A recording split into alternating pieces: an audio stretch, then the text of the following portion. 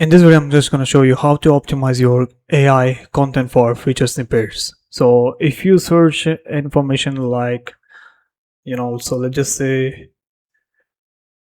okay, so this is a keyword, right? How to add important pages for blogs, and you can see the AI overviews are showing up. So how to do this? So one of the best way you can do is go and track, use SEMrush and go and track individually the prompt, or you can use AI SEO tools. So in this case, I'm using RWOW. So what I can do is I can go into the analytics and reports inside the RWOW, and here what you can do is click on LLM brand monitors. Now here you need to click on new monitor, and you can track, extract brand information about your website through the brand monitor, LLM brand monitor.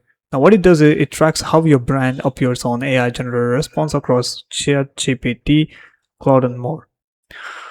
Right, so you can simply click on new monitor, enter your website. So let me just go and enter my website. So let's just say Quillbot, click on continue, and it starts extracting. So we should add a brand analysis, language, and description, and also it will ask me the prompts.